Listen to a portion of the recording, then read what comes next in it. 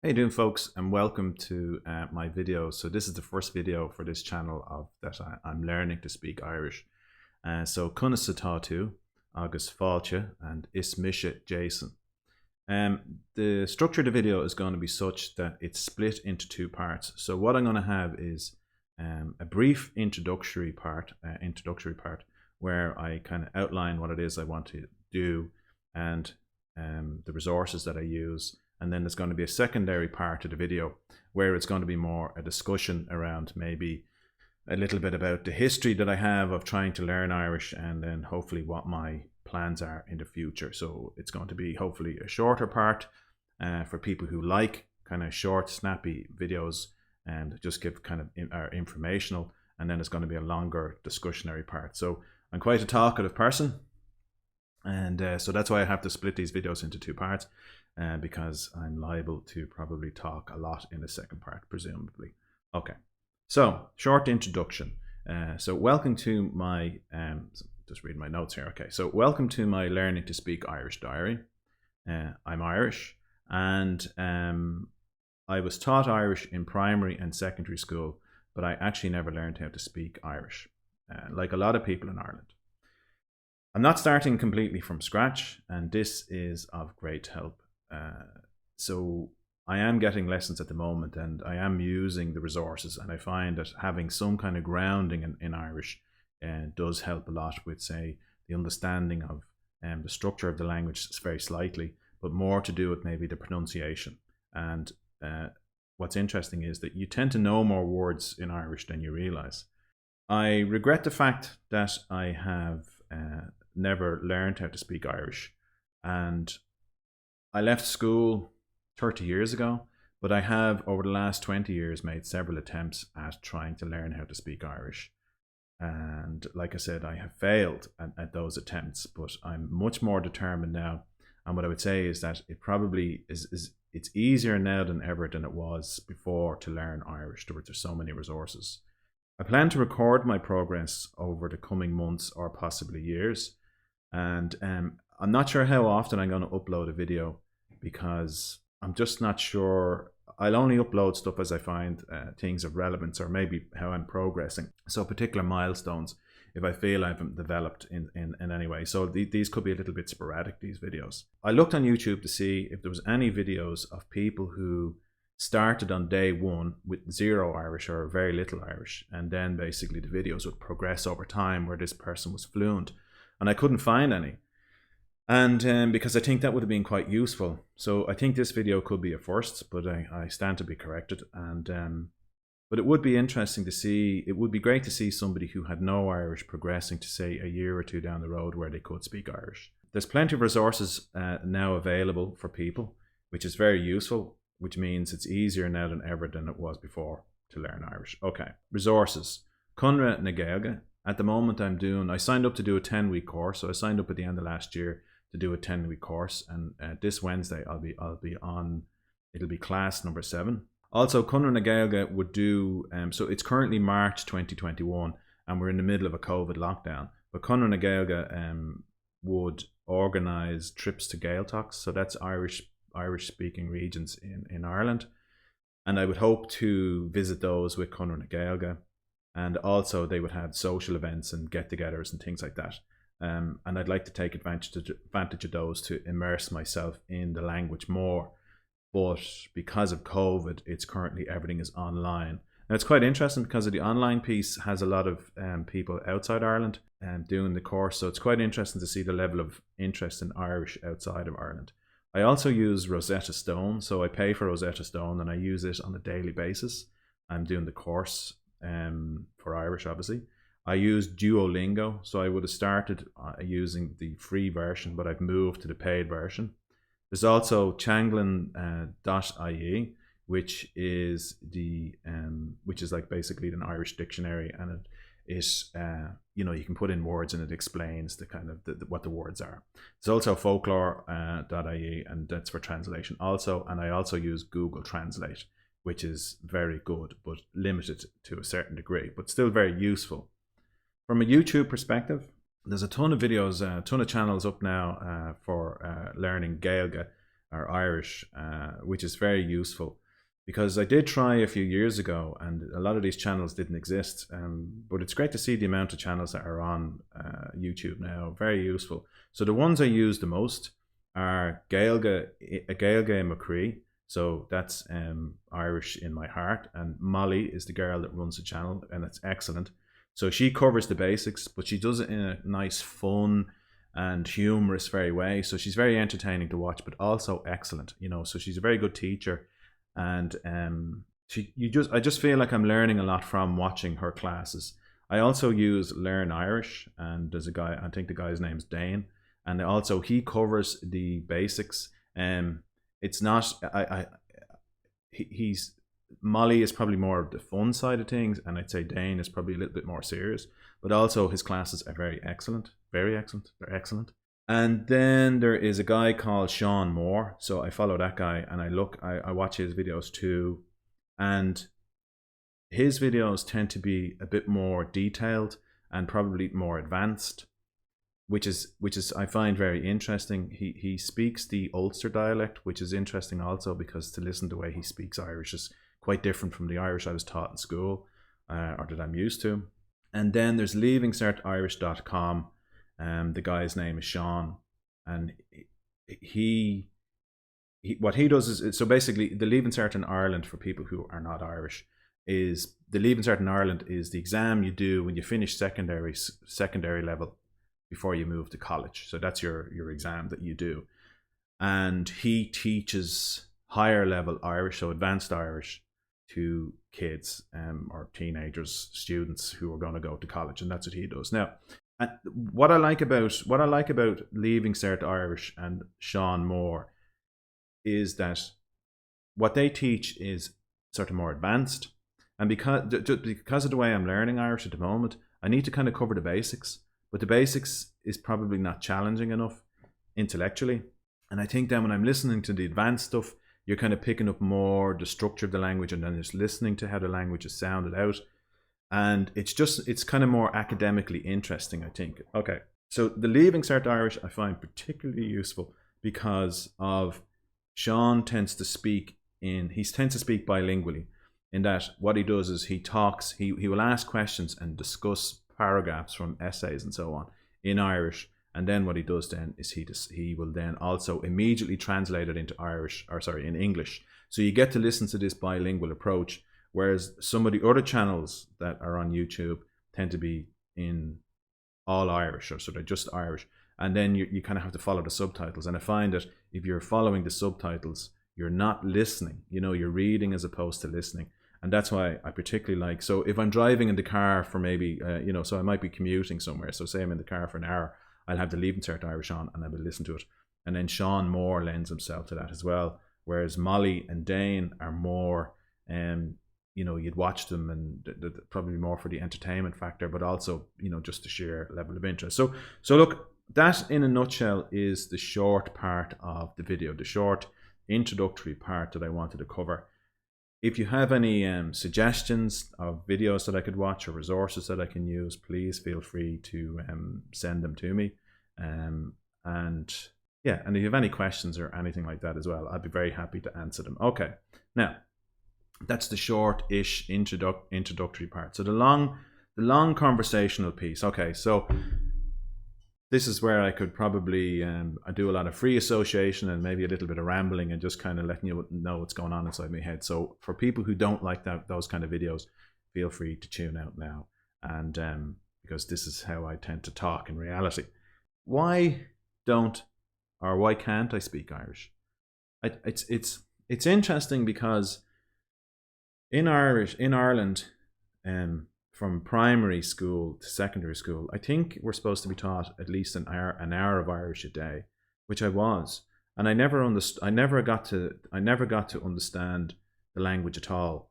I'm not fully sure why that happened, but I'd say a lot of people in Ireland would struggle. They'd know some words, but they couldn't discuss things in Irish, right? So they wouldn't be able to speak the language, and I fall into that group. But again, I don't fully understand why. I want to speak Irish, and I think that's part of it. That when I was a kid growing up in the 70s, the view of where I lived and with my family and friends and so on was that Irish was not needed. It was, in their view, it was a dead language, and that why would you bother wasting your time? And I think that idea set in with me, in that I felt that it was a waste of time to learn the language. I didn't get it. The culture was lost on me, and everyone around me spoke English, and I just didn't need I just didn't need to learn it. But what happened was, as I grew up into adulthood, there was always a part of me that kind of regretted it. That's why I know I started in my 20s trying to figure out how I could learn Irish. And so there's a part of me that my whole life is kind of spent in that regard, wanting to learn Irish, and I regret that. But then when I went to college, I was down in studying down in Cork, and there was students that would come back off the weekend who lived in Gaeltacht areas, and they would come back speaking in Irish. They'd be fluent in Irish, and that was their mother tongue, and they would talk away in Irish. And again, it kind of reinforced in me the sadness of not being able to speak Irish, and I deeply regretted it. And also then in Dublin, you'd bump into people. Or I remember I was on the Lewis one day in Dublin, and there was a mother and her son, and the two of them were speaking in Irish, and it was just amazing. And we spent time up in Donegal, up in Downings in Donegal, and it's a Gaeltacht area. And we'd be in the pub, and we'd hear people coming in and speaking to the barman in Irish, and it's so impressive. So that's kind of again, I'm not fully sure why I never learned, but I know I do regret it, and I'm definitely on a path now of wanting to learn how to speak Irish. So I am studying on a daily basis, and I'm not quite sure how I'm going to go from where I am now, which my Irish is very, very rudimentary and very basic, to being fluent. But I think the thing is, if I stick at it for the next year or two, then hopefully it just kind of falls into place, and it'll work itself out, and then I'll figure out some way of learning Irish. And so the point here is saying about it being a dead language. And again, that's what I was convinced of as a child, that it was just a dead language and there was no need to learn it. But I don't agree with that at all. I think it's really a dead language in certain areas. But when you move to, say, the West, or even within Dublin, and you hear people speaking in Irish, it's not dead at all. And my understanding is that 80,000 people speak it on a daily basis. But apparently 2 million people recognise that they have some Irish. And so I don't think the language is dead at all. And in fact, the little bit of understanding that I've picked up recently with, like, say, listening to Leaving Cert Irish and Sean Moore and the other guys as well, is that it's quite a beautiful language, quite an interesting language, and it's going to be a pleasure to learn it. And I really look forward to being able to speak Irish one of these days. So it was in school. I found it difficult to learn. But what the point I have here is that it's difficult to learn versus poorly taught versus a lack of interest.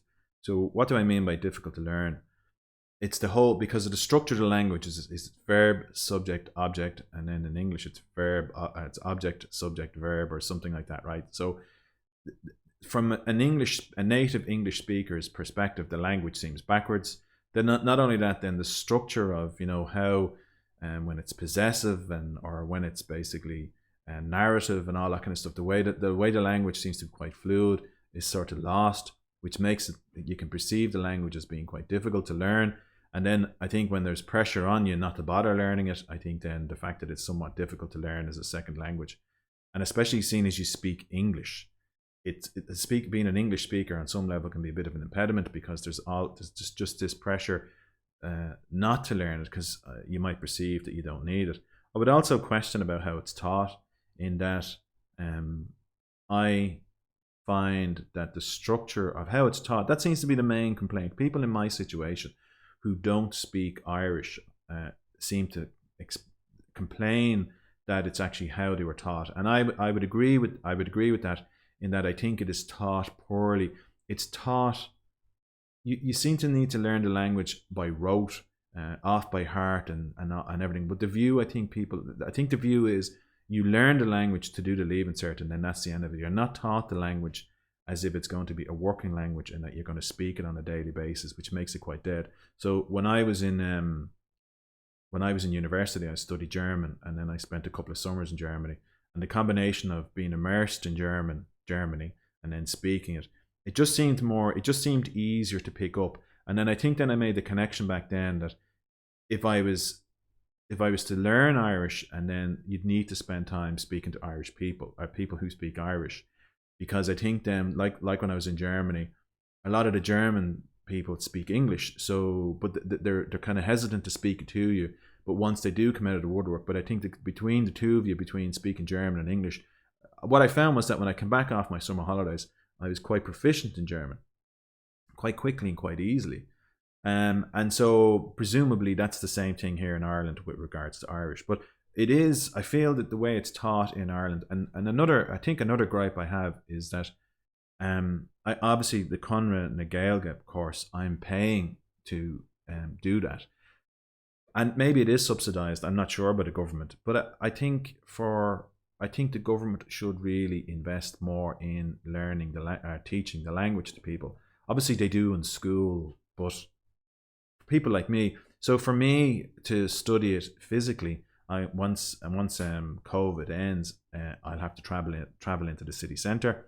There's nowhere in my local area that I can actually go to speak it. So there doesn't seem to be a huge emphasis on teaching adults, in evening courses, other than say head into the city centre.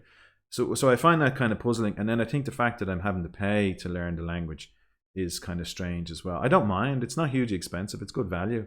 But I just think that it's just ironic that I want to learn the language, and I'm having to pay. But yet the government the government in some way is encouraging people to speak Irish. But so it's just a bit of a strange one. Okay, but again, I remember learning in school, and I just found it very, very difficult, and I couldn't grasp it at all. I remember being asked questions, and I just couldn't get to grips with the language at all. And then I think then the lack of interest piece as well, in that there was just no interest. In fact, I hated my Irish lessons when I was in school. I dreaded them, and I just never enjoyed it. So that's that. Okay, so I didn't do. This is going to be probably interesting for Irish people to find out, but I actually didn't do Irish in my Leaving Cert.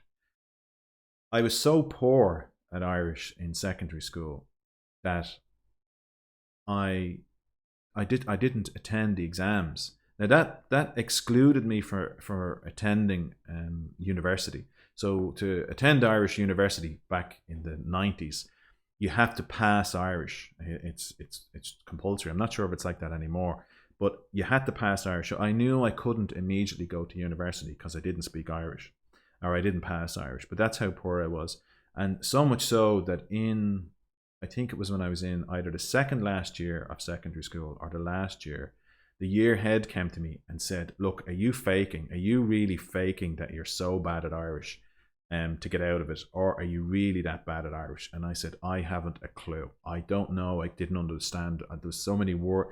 I just didn't understand the structure. My vocabulary was tiny. I hadn't a clue." So what they said to me was, they said, "Look, you have to study Irish. You have to. But the problem is, you're attending class. You're sitting down the back. You're not learning anything. So there's no point." So what they said to me was, initially it was, I could attend Irish but do something else. But then what they said to me was, just go to the library. So during your double Irish or something like that, go to the library and study something else. And then when the exams came for the Leaving Cert, I just didn't go. I didn't attend. Which, again, like I said, precluded me from attending university. Now, what I did, I studied in a regional technical college. And then if you do well enough in your exams in your diploma year, then it's a kind of back door into university, which is what I did.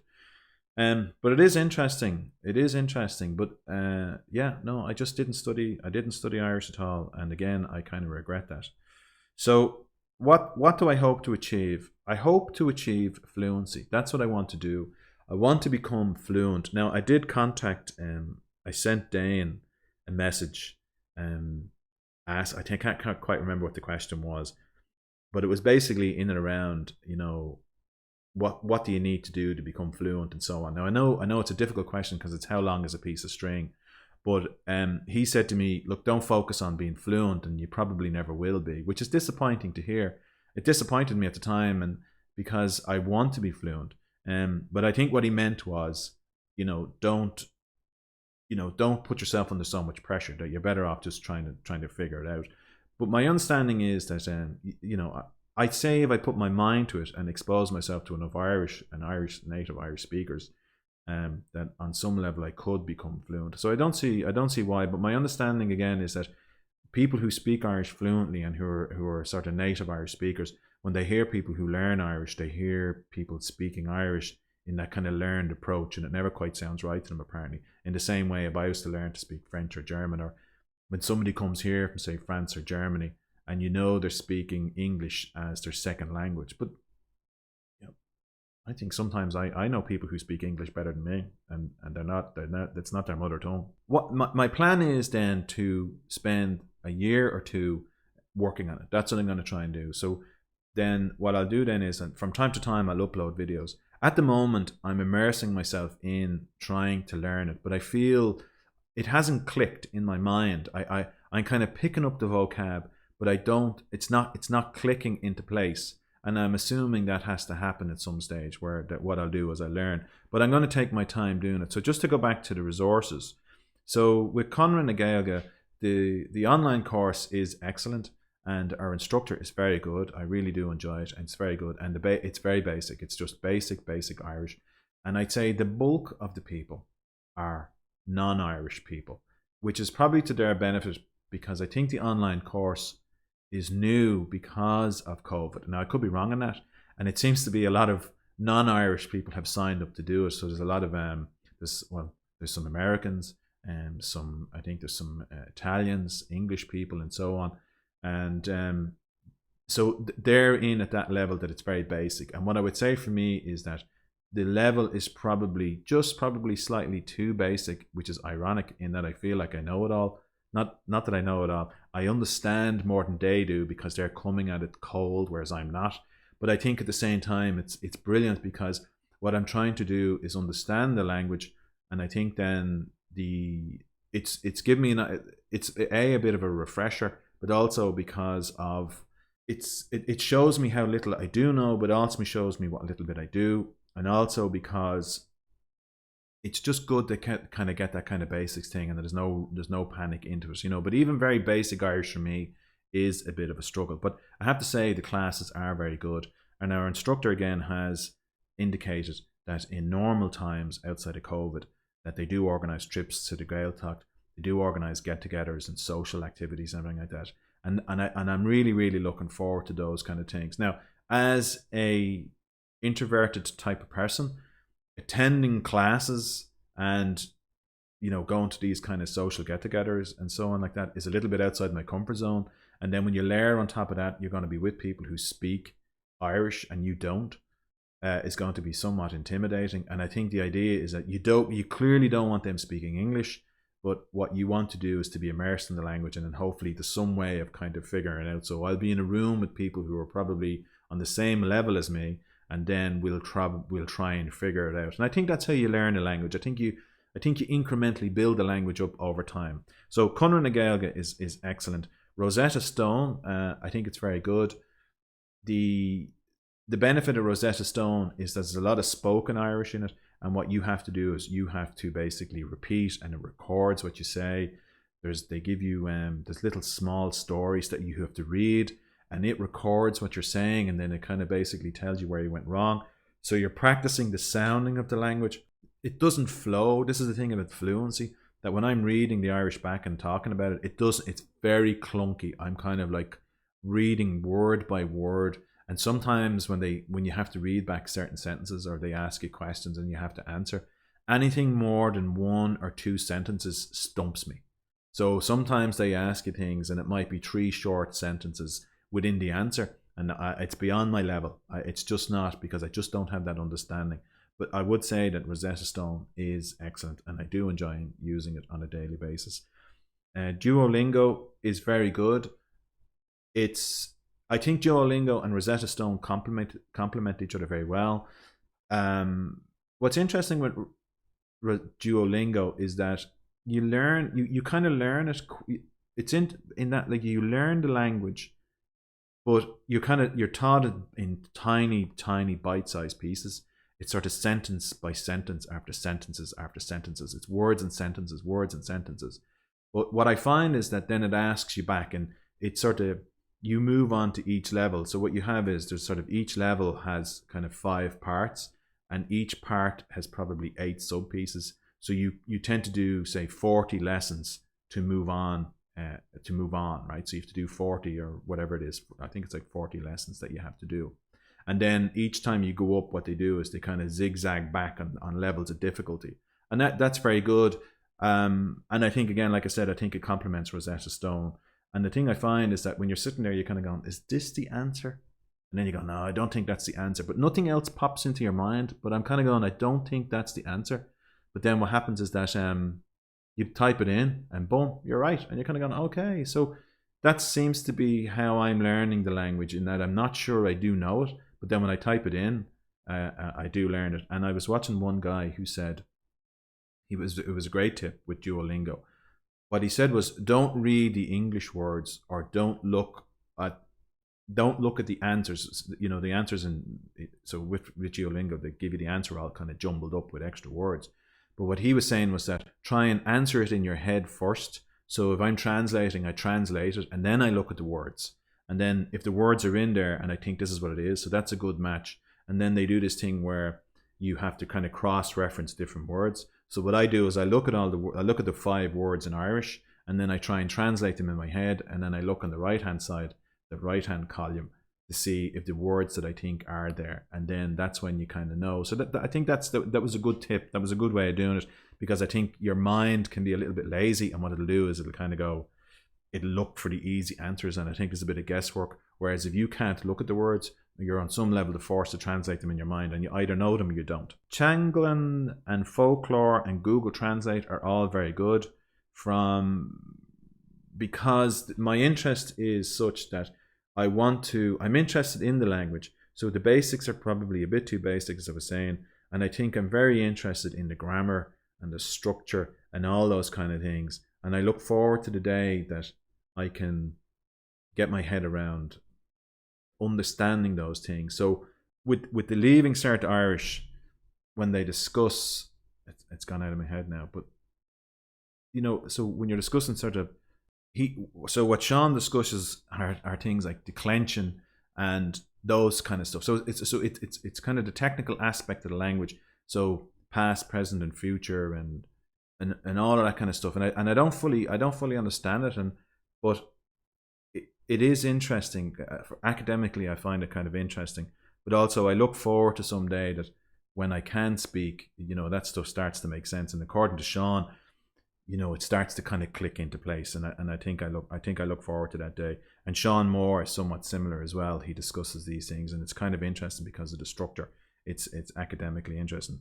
Whereas, like I was saying earlier, I'm repeating myself now, but Molly and Dane, in that they're kind of, it's lighter, easier going, and obviously very entertaining. And I think the thing is that if you're prepared to sit there and watch 3 or 4 videos, on some level, if you're relaxed, you tend to just absorb this stuff. And so that's the thing. And there's obviously other videos as well, that I think there's one called WTF, so I have to be careful because of the way Google Translate works here, but it's the Irish word for word is fuckle, right? So what the fuckle, what WTF. So that's another channel as well. I think that's very good. Okay, so that's it. I'll wrap up now. Hopefully I do develop, I stick at it, and I plan to anyway, and hopefully my Irish does come on in leaps and bounds. That's what I'm hoping anyway. But if you have any suggestions, or if you have any hints or tips or anything like that as well, again, like I said, please feel free to leave them in the comments. That'll be that then. So we'll kind of take it from here, and we'll just see where this thing goes. And so if you're on a similar trajectory, or you're trying to do something similar, it'll be very interesting to hear from you guys as well. And I can build up a little bit of a community here or something like that. So that's the thing. So thanks a million for watching, and stay safe, and slán and Gurav Mahagat.